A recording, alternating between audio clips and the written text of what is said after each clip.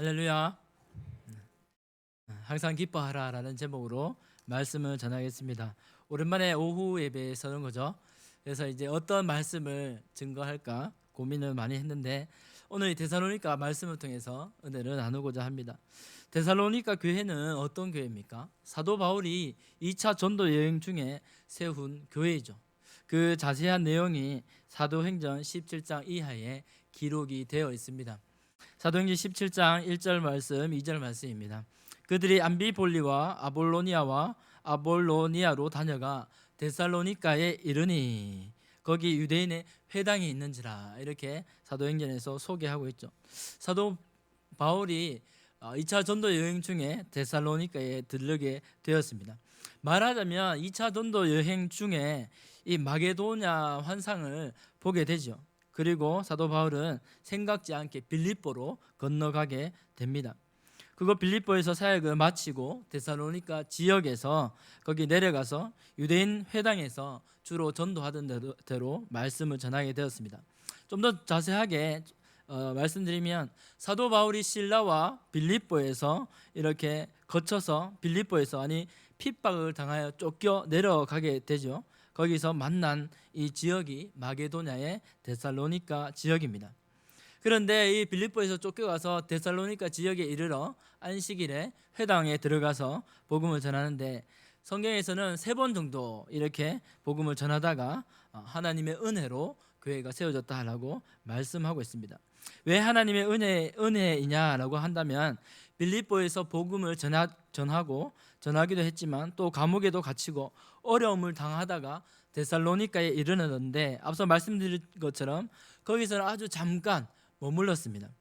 그런데 그 짧은 잠깐의 시간에 바울이 전한 복음을 듣고 많은 사람이 예수를 믿게 되었습니다. 그래서 데살로니가인의 교회는 사도 바울에게 어떤 교회였을까요?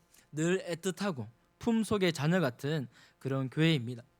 하지만 이 짧은 시간에도 불구하고 이렇게 세워진 어리고 연약한 교회라고 할 수 있는 데살로니가 교회는 많은 환난 중에서도, 어려움 중에서도 성령의 기쁨으로 복음을 받고 또 그것을 믿고 모범적인 교회 공동체를 이루게 되었다고 사도 바울의 이렇게 서신에서 말하고 있습니다. 그들의 믿음과 사랑과 소망이 얼마나 본이 되었든지 마게도냐 지역과 온 아가야 지역에 다 소문이 났다라고 하는 거예요. 우리말로 하면 대구와 온 경상도까지 우리 동성교회가 소문이 났다고 하는 거죠.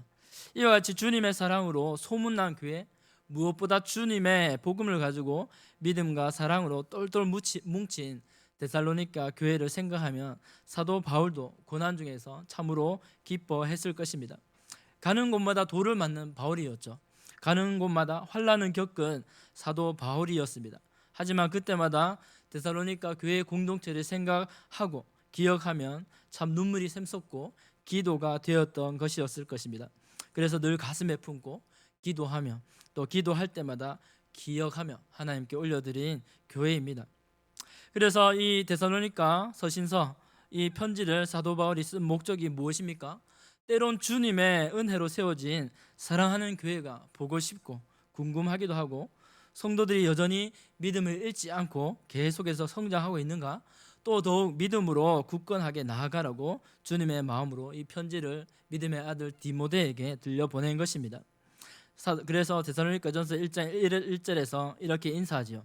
바울과 실루아노와 디모데는 하나님 아버지와 주 예수 그리스도 안에 있는 데살로니가인의 교회에 편지하노니 은혜와 평강이 너희에게 있을지어다. 아멘. 우리 옆 사람 보면서 한번 인사할까요? 밥 먹고 이제 졸림이 올 수 있는데 은혜와 평강이 있기를 축복합니다. 아멘. 그래서 오늘 본문의 말씀은 뒤에 이제 말씀이지만, 오늘 이 교회를 중심으로 본문 데살로니가 서신서를 전반적으로 보면서 이 교회가 어떠한 위로와 격려를 나누며 또 어떻게 기뻐하며 믿음 생활을 해야 할지 먼저 나누어 보도록 하겠습니다. 먼저 첫 번째로 믿음의 위로와 격려가 필요합니다. 데살로니가전서 2장 11절로 12절에 이렇게 말씀합니다. 너희도 아는 바와 같이 우리가 너희 각 사람에게 아버지가 자기 자녀에게 하듯 권면하고 위로하고 경계하노니라고 이렇게 격려하고 있습니다. 우리가 오늘까지 예수님 믿고 믿음 생활하는 것이 참 하나님의 은혜고 귀하다고 생각되어집니다. 하나님의 은혜죠. 그런데 때로 이 믿음도 지칠 때가 있습니다. 신앙이 어리면 어린 대로 격려가 필요하고, 장성하면 장성한 대로 위로와 격려가 필요합니다. 사도 바울도 이러한 데살로니가 교인들을 아버지가 자녀에게 하듯이 권면하고 위로하고 경계합니다. 우리가 신앙생활을 하는 것을 이렇게 바라다 보면 우리 또한 그런 것을 보게 되죠. 우리의 믿음 이 연약할 때 믿음이 어릴 때는 수많은 격려와 사랑을 받고, 또 그 사랑과 권면을 해주는 사람을 보고 믿음이 자라갑니다. 우리가 믿음 생활하고 할 때 우리가 어떻게 해야 될까 할 때 우리를 인도해주고 지도해준 사람을 떠올리게 되죠. 그런 사람은 어떤 분인 그 본이 되시는 분이 구역장이 될 수도 있습니다. 어떤 분은 교회 학교 선생님이 될 수도 있고, 어떤 분은 믿음의 부모님이 될 수 있고, 또 어떤 분은 목사님과 장로님과 권사님, 집사님을 통해서 신앙의 맛을 알아가고 또 말씀으로 성장하는 것을 배우게 됩니다. 그런데요, 신앙이 어느 정도에 이르면 또 이제는 알아서 자라야 됩니다. 어떻게 합니까? 알아서 자라고, 또 더 알아서 섬기고, 또 알아서 인내하고, 또 알아서 더 인내해야 합니다. 그래서 좀 힘들 때도 있고 이게 맞나 싶기도 합니다. 바로 그럴 때에 이 믿음도 격려가 필요한 것입니다. 잘하고 있어요. 예수님 안에 여전히 붙어 있으면 됩니다. 함께 갑시다 라고 이렇게 우리에게도 격려가 필요한 것입니다. 그래서 임 목사가 여러분에게 말씀드립니다. 옆 사람에게 격려합시다. 잘하고 있습니다. 스스로에게도 격려하시기 바랍니다. 잘하고 있습니다. 그렇습니다. 또 믿음이 이미 어느 정도 장성하신 분들은 나눠주고 섬기는 일에 바쁩니다. 그러다 보면 자신이 슈퍼맨이 된 듯 주의 일을 신나게 섬깁니다. 참 귀한 일입니다. 그런데 그러다 보면 사람인지라 지치고 탈진 증세가 나타나기 마련입니다. 그래서 가정에서, 직장에서, 교회에서 숨가쁘게 달려가다 보니 자신을 잃어버리기도 합니다. 그러나 어느새 이렇게 구원의 기쁨도 잠시 잊어버리고 일에 치이다 보니 기쁨과 감사가 사라지고 맙니다. 항상 믿음에는 균형 감각이 중요합니다. 우리는 자주 균형을 잃고 넘어지기도 함을 인정할 수밖에 없는 참으로 연약한 존재입니다. 그런데요, 이런 분들에게도 어느 정도 믿음의 자립이라고 할 수 있는 분들에게도 바로 위로가 필요한 것이죠. 잘 섬겨주셔서 감사합니다. 함께 해주시니 감사합니다. 제 앞길 인도해 주시니 감사합니다. 이런 믿음의 표현이 필요합니다. 왜 그렇습니까? 오늘 본문 데살로니가 1장 4절에 보면 이렇게 말씀하고 있습니다. 읽어보겠습니다. 시작. 형제들아, 너희를 택하심을 아노라. 아멘. 모두 하나님의 사랑하심을 받은 자녀이기 때문입니다. 하나님의 자녀. 어떤 일을 하고 무엇을 섬기기 전에 우리가 먼저 사랑받는 주님의 자녀임을 늘 잊지 말아야 됩니다. 때로는 우리가 우리의 사랑을 받지 못한다고, 때로는 인정을 받지 못한다고 마음 한켠이 시려오기도 합니다. 그러나 우리는 먼저 하나님의 자녀임을 잊지 말아야 합니다. 그러므로 하나님 아버지와 그리스도 안에서 은혜와 평강이 우리에게 필요합니다. 은혜의 균형 감각을 잃지 말아야 합니다. 그러기 위해서는 누구나 우리의 마음을 다시 회복해야 합니다. 위로와 격려를 받고 새 힘을 얻어야 합니다. 어떤 조사에 따르면 교통사고가 잘 나는 때와 시기가 두 가지 정도가 있다고 합니다. 먼저는 운전자 자신이 면허를 따고 약 3, 4년이 되었을 때입니다. 왜 그럴까요? 이 정도면 운전에 자신이 있다고, 이제 자신이 붙었다고 자신을 믿다가 그만 사고를 내기도 합니다. 둘째는요, 언제냐 하면 이 하루 중에 땅거미가 깔리는 시기, 오후 때라고 합니다. 오후 퇴근할 때 그럴 때 있으시죠? 전방 라이트를 켜도 그만, 안 켜도 그만이라고 생각할 때 사람의 눈에 착시 현상이 오기 시작합니다. 해가 지고 땅거미가 지기 시작할 때에 눈에서 거리 계산이 생각만큼 잘 안 되기 때문에 운전 조작에 실패한다는 것이죠. 믿음의 세계도 이와 마찬가지입니다. 이 정도 어느 정도 되었다고 생각되었을 때 다시 복음 앞에 서야 됩니다. 모든 것을 내려놓는 자기 격리의 시간이 필요합니다. 왜 그렇습니까? 다시 복음 앞에, 누구나 예수님 앞에 위로와 격려와 평강을 받아야 하기 때문입니다. 예수님 안에서 위로와 평강을 얻으시기 바랍니다. 예수님 안에서 기쁨을 회복하시기 바랍니다. 저 혼자 하면 안 되고요. 옆 사람 인사하겠습니다. 예수님 안에서 위로와 평강을 얻으시기 바랍니다. 기쁨을 회복하시기 바랍니다. 우리 오후 시간에는 그래도 다 잘 섬기시는 분이 많이 계신데 위로와 평강과 기쁨을 다시 한번 확인하시기 바랍니다. 첫 번째로 위로와 격려를 필요한데, 두 번째로 어떤 대상을 통해서 위로를 받느냐 하는 것입니다. 사도 바울은 이 믿음 안에 있는 데살로니가 교회를 격려했습니다. 그리고 예수님 안에서, 주 안에서 한 몸 된 공동체를 기억했습니다. 기도할 때마다 기억했다고 했죠. 믿음으로, 사랑으로, 또 소망으로 세워진 데살로니가 교회가, 이 교회를 생각할 때 눈시울과 마음이 뜨거워졌습니다. 이게 무슨 말입니까? 사도 바울이 데살로니가 교회를 생각할 때 마음이 또 이렇게 애틋한 마음이 있고, 성도들도 그러한 마음을 주고받았습니다. 바로 먼저는 목회자와 성도 간의 위로를 주고받게 된 것입니다. 또한 성도와 성도 간의 깊은 사랑과 복음으로 인한 위로가 넘치는 교제가 있었습니다. 먼저는 목회자와 성도 간의 위로의 교제입니다. 데살로니가 교회는 목회자인 사도 바울과 또 성도 간의 그러한 교제가 있는 교회입니다. 사도 바울은 주님의 심정으로 교회를 섬기고 복음과 말씀을 전해주며, 또한 이러한 목회자로서 이 참으로 애틋한 마음을 품고 있었습니다. 또한 이 데살로니가 교회는 환난 가운데서도 말씀을 받아 함께 어려움을 겪으며 함께 기도하던 교회였습니다. 환난과 어려움과 재난을 이 땅에서 누리는 이 신비한 기쁨이 이 땅에서, 교회에서 목회자와 성도 간의 기쁨인 줄 믿습니다. 우리 교회가, 우리 그러한 은혜가 가득한 교회가 되기를 축복합니다. 데살로니가전서 1장 2절의 말씀 이렇게 말씀하죠. 우리 1장 2절 말씀 한번 읽어보겠습니다. 시작. 너희 모두로 말미암아 항상 하나님께 감사하며 기도할 때 너희를 기억함은. 아멘. 이 말보다 더 큰 축복과 이런 은혜가 어디 있겠습니까? 목회자와 기도 가운데 성도 간의 깊은 교제가 있었습니다. 우리의 말과 기도 속에 아름다운 축복의 교제가 넘치시기를 축복합니다. 그 다음으로는 성도 간의 위로의 교제가 있었습니다. 그들의 형제 사랑이 있었는데 말씀에 순종하여 진리의 사랑을 한다라고 사도 바울은 칭찬했습니다. 데살로니가전서 4장 9절에 이렇게 말씀합니다. 형제 사랑에 관하여는 너희에게 쓸 것이 없음은 너희들 자신이 하나님의 가르침을 받아 서로 사랑함이라. 아멘. 여기까지는 좋습니다. 근데 뒤에는 그 사랑이 어디까지 퍼졌는지 이렇게 말씀하고 있죠.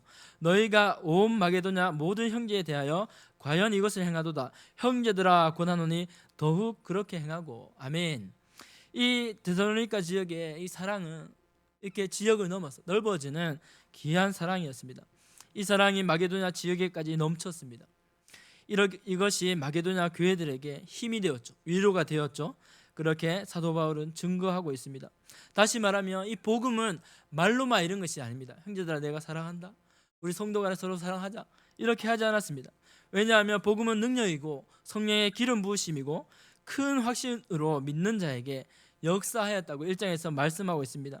또 다시 말하면 말로만 아니라 그리스도 안에서, 성령 안에서 교제와 사랑의 수고가 넘쳤음을 데살로니가 교회에서는 살펴보게 되는 것입니다. 사랑하는 성도 여러분, 우리가 이 땅에서 어떤 것으로 만족하고 어떤 것으로 위로를 얻을 수 있습니까? 명품 가방입니까? 좋은 집과 재산입니까? 그렇지 않을 것입니다. 우리의 기쁨은 바로 주 안에서 지체와 한 몸 된 형제 자매요 교회인 줄 믿습니다. 그러므로 주 안에서 사랑으로 행하고 섬기면 형제들이 위로를 받게 됩니다. 연약한 자들이 새 힘을 얻고 지쳐 있던 자들이 위로를 얻고 새로운 소망을 갖게 되는 것입니다. 이것이 세상에서는 얻을 수 없는 위로라 생각되어집니다. 지체를 통해 격려를 받고 다시금 영혼에 생기를 얻는 것, 바로 하나님이 주신 이 사랑의 능력입니다. 요한일서 4장 7절로 8절까지 이렇게 말씀하죠. 우리 잘 아는 말씀이죠. 한번 같이 읽어보겠습니다. 시작. 사랑은 하나님께 속한 것이니 사랑하는 자마다 하나님으로부터 나서 하나님을 알고 사랑하지 아니하는 자는 하나님을 알지 못하나니 이는 하나님은 사랑이심이라. 아멘. 예수 복음을 전했더니 사랑의 열매가 맺었던 것입니다. 이처럼 성령은 성도 간에 위로하도록 하시고 서로 사랑하고 격려하도록 격려하십니다. 성령께서 우리가 더 사랑하도록 격려해 주시는 것이죠. 그런데 마귀는 어떻게 합니까? 형제 간의 틈을 먼저 노립니다. 경쟁시키고요, 이간질합니다. 뒤에서 빠져서 사랑에 흠을 내고 급기야는 공동체를 무너뜨리는 것이 사탄의 특기입니다. 우리 성도는 어떻게 이것을 방배해야 합니까? 어떻게 해야 될까요? 한 번 더 따라해 보겠습니다. 더 많이 사랑하고, 더 많이 기도해주고, 더 많이 안아주고. 어떻게 하면 더 사랑할까? 기도하면 더 고민해야 합니다. 아멘이십니까? 이것이 주님의 방법인 줄 믿습니다. 데살로니가 교회도 찬찬히 살펴보면 여러 가지 문제가 있었습니다. 사단은 이러한 틈을 노리고 순간 무너뜨리려고 하는 시도를 했었죠. 하지만 사도 바울의 경계의 말씀으로 이겨낼 수가 있었습니다. 우리 또한 사랑을 하되 하나님의 말씀의 틀 안에서 공동체를 위해 경계하며 세워가야 합니다. 이 땅에서 많은 교회가 각기 다른 은혜로 이 땅에서 살아가는 줄 믿습니다. 하지만 무엇보다 하나님 말씀처럼 한 소망을 가지고 옆에 있는 지체로 돌아보며 격려하며 위로하며 나갈 때 우리 마음에 또한 깊은 위로를 받게 됩니다. 이렇게 보면 우리 결혼식도 하고 장례식도 하고 하지만 특히 장례식을 가보면 이렇게 많은 건 아니지만 함께 있어주고 함께 이렇게 도와주는 것만 해도 많이 힘을 받는다고 합니다. 그러한 위로, 함께 슬퍼하는 것, 우리 교회 가운데, 공동체 가운데 충만하기 바랍니다. 말로만 하는 것이 아니라 형제를 섬기고 힘든 교우를 돌아볼 때 사랑의 전율이 성령으로 말미암아 우리에게 임할 것입니다. 세 번째, 마지막으로 위로와 격려를 얻어 하나님의 뜻 가운데 거하여야 합니다 라고 말씀드립니다. 그렇다면 마지막으로 부름받은 성도는 그리스도 안에서 위로와 격려를 받습니다. 그러면 그 다음은 어떻게 살아가야 합니까? 오늘 본문에서 말씀하고 있죠. 우리 옆 사람 우리 사람도 인사하겠습니다. 하나님의 뜻 가운데 거하십시오. 네. 사도 바울은 오늘 본문 말씀을 통해서 그 다음 성도가 나아갈 길을 제시해주고 있습니다. 먼저 우리 잘 아는 말씀, 항상 기뻐하라 라고 말씀하고 있습니다. 항상 기뻐하라. 할렐루야. 이 땅에서 근심되고 한탄되는 일이 참으로 많습니다. 사랑은커녕 눈뜨고 코베어가는 죄 많은 세상이라 이 세상에서 마음을 지키기가 참으로 쉽지 않습니다. 그런데 어떻게 성도가 항상 기뻐할 수 있습니까? 성도라면 그냥 마냥 기뻐하고 즐거워해야 합니까? 성경에서 말하는 그리스도인의 기쁨은 결코 우연한 것이 아닙니다. 왜냐하면 구원받은 하나님의 자녀로 그리스도 안에서 장래의 소망을 갖고 성령 안에서 기뻐하는 것입니다. 그러므로 이미 마음속에서 우러나는 기쁨이요 일시적인 세상의 기쁨이 아닐 것입니다. 서로 인사할 때 기쁨으로 인사할 수 있습니다. 우리 성도님들 인사하지요. 이렇게 마음에 얼굴에 다른 모습이 있으면은 또 격려하고 권면해야 돼. 무슨 일인지 물어봐야 됩니다. 왜 그렇습니까? 우리에는 소망을 갖고 있기 때문에 우리가 인사할 때 소망으로 넘치는 기쁨을 확인해야 합니다. 어떠한 염려가 있는지, 어떠한 어려움이 있는지, 구원을 확신을 가진 하나님의 몸된 지체, 주님의 몸된 지체가 어떠한 어려움이 있는지 서로 살펴보아야 합니다. 그러므로 서로 기뻐하며 그 소망을 확인할 수 있습니다. 이토록 성도의 교제가 참으로 귀한 것입니다. 요즘 그 어느 때보다 교통시설이 참 발전되어 여행할 기회가 많이 있습니다. 물론 오늘날은 질병으로 인해 참 조심해야 합니다. 그런데 사람이 여행을 하면서 기쁜 것보다 여행을 하기 전에 여행을 계획하면서 벌써 즐거워하고 기뻐한다고 합니다. 그것을 가서 그것을 현지에 먹을 것, 어떻게 여행하고 사진도 찍고 추억거리를 만들 걸 생각하니까 벌써부터 기쁨이 몰려오는 것입니다. 성도의 기쁨도 마찬가지입니다. 하나님 나라와 주 예수 그리스도의 영광을 미리 성령으로 미리 맛보며 기뻐하는 것이죠. 이 기쁨을 놓치지 않는 성도님들이 되시기 바랍니다. 이 시대 가운데서도 복음의 기쁨을 절대 놓치지 마시기 바랍니다. 마귀에게 이 기쁨을 뺏기지 말아야 합니다. 성령 안에서 절대의 기쁨으로 충만하시기 바랍니다. 왜 그렇습니까? 이 기쁨은 신앙생활의 생기입니다. 균형 있고 활기차게 믿음 생활을 할 수 있게 하는 원동력이요 비타민입니다. 여러분 옆 사람을 한번 인사하겠습니다. 임목사 쓰면 인사 많이 하죠. 제가 비타민 하나 드릴게요. 주 안에서 항상 기뻐하세요. 이렇게 인사하겠습니다. 시작. 제가 비타민 하나 드릴게요. 주 안에서 항상 기뻐하세요. 아멘. 기뻐하시기 바랍니다. 다음으로 쉬지 말고 기도하라 라고 말씀했습니다. 기도하면 두말하면 잔소리죠. 항상 기도해야 합니다. 어제 기도 많이 했다고 오늘 새벽에 기도 많이 했다고 자부할 수 없습니다. 물론 너무너무 잘 하셨습니다. 그런데 사도 바울은 쉬지 말고 기도하라고 말씀하고 있습니다. 쉬지 말고라고 하는 것은 이 정도 기도했으면 되겠지, 안심하지 말라는 뜻이죠. 늘 영적인 긴장을 가지고 이 땅에서 빛의 아들로 살아가면서 하나님 나라를 바라보기 위해 쉬지 말고 기도해야 합니다. 그것이 하나님의 뜻입니다. 기도를 어떻게 배웁니까? 기도는 기도하면서 배웁니다. 기도하면서 기도를 배우고 나라와 민족과 교회와 가정과 사업과 자녀들을 위해 기도해야 됩니다. 그리고 빼놓지 말고 대구와 이 민족과 세계 복음화를 위해서 기도해야 합니다. 하나님께서 우리 기도 소리를 듣고 계시기 때문입니다. 더 나아가서 이 나라를 위해 기도합니다. 위정자를 위해서 기도합니다. 이 나라의 평안을 위해서 주시도록 기도합니다. 하나님의 나라가 이 땅에 이루어지도록 기도합니다. 하나님의 사명 감당하는 교회를 위해서, 직분자를 위해서 기도하죠. 또 우리 오는 직분자 선거를 위해서 기도하죠. 사랑하는 담임 목사님 위해서 기도해야 됩니다. 선교와 선교사님들을 위해서 기도해야 됩니다. 또 있죠, 우리 가정의 영육간의 강건함을 위해서 기도해야 됩니다.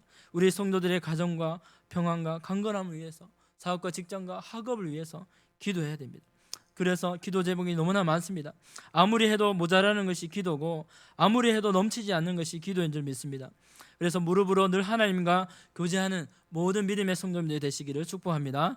마지막으로 뭐 해야 됩니까? 범사에 감사해야 됩니다. 감사는 믿음의 표현이죠. 또 믿음의 마지막 보루입니다. 왜 그렇습니까? 감사가 없는 신앙은 뭔가 메말라 있는 신앙이죠. 만약 하나님 앞에 나올 때 감사의 표현이, 고백이 메말라 있다면 우리는 빨리 점검해야 보아야 합니다. 평상시 내가 하나님 말씀에 어떻게 반응하고 있는가 빨리 점검해 보아야 합니다. 왜냐하면 감사야말로 하나님만으로 만족하고 있음을 나타내는 믿음의 표현이기 때문입니다. 우리 모두가 감사가 풍성해지기를 소망합니다. 감사가 하면 감사가 늡니다. 절기 때만 아니라 항상 감사해야 됩니다. 실제로 모든 것을 창조하신 분이 창조주 하나님이시라고 성경은 말씀합니다. 구약에서도 구원에 대해 감사, 보호하심에 대해 감사, 또 모든 소산에 주신 것에 감사를 강조하고 있습니다. 감사야말로 살아계신 하나님을 인정하는 믿음입니다. 그렇다면 또 왜 믿음의 마지막 보루가 감사인가? 왜 마지노선이 감사인가? 고난과 역경으로 인해서 감사를 잃어버릴 때에도, 그때에도 감사함으로 하나님을 믿는 신앙을 지켜야 합니다.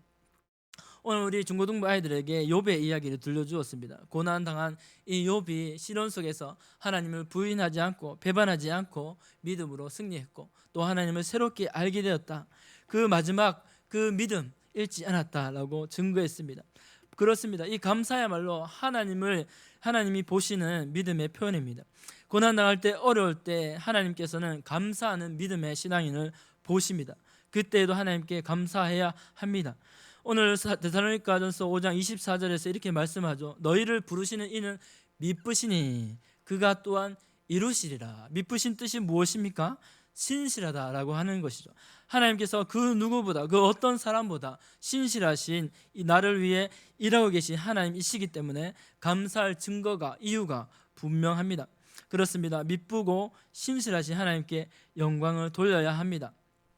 이제 말씀을 이렇게 살펴보았습니다. 감사와 기도와 기뻐하는 것이 성도의 자세요 하나님의 뜻임을 알게 되었습니다. 감사와 기도와 기쁨을 잃어버린 분이 계십니까? 얼른 회복하시기 바랍니다. 이것이 하나님의 뜻이고 하나님의 말씀하신 것입니다. 말세의 종말의 때를 살아가는 우리가 어떤 것에 일비하는 것이 아니라 이 말씀을 갖고 구원의 감격을 가지고 저천성하여 나아가야 합니다. 이것이 그리스도 예수 안에서 너희를 향하신 하나님의 뜻이니라. 정말 단순한 하나님의 뜻입니다. 우리가 이 복음을 잃지 않아야 됩니다. 그리스도 예수 안에서 범사에 감사하며 쉬지 않고 기도하며, 기쁠 때나 슬플 때에도 항상 기뻐하는 것, 바로 복음의 균형을 가지고 살아가는 것입니다. 이 땅에서 부름받은 성도가 쭉 견지해 나가야 할 방향이 하나님의 뜻입니다. 말씀을 맺겠습니다. 오늘날 이 시대는 예측이 참으로 어렵죠. 여전히 우리의 가치관에 혼란을 부추기고 있습니다. 생명의 위협을 어느 때나 현저하게 느끼는 참으로 어려운 시대를 그리스도인들이 살고 있습니다. 그럼에도 불구하고 이 말씀을 통해서 모든 성도들이 믿음 가운데 서야 될 줄 믿습니다. 이 기쁨을 잃지 않고 항상 기뻐하며 믿음으로 서서 기도와 감사에 깨어 있어서, 또한 이 말씀을 통해서 주 안에서 위로와 격려를 얻고 새 힘을 얻는 모든 성도님 되시기를 주님의 이름으로 축복합니다. 기도하겠습니다. 살아계신 하나님 감사합니다. 하나님 말씀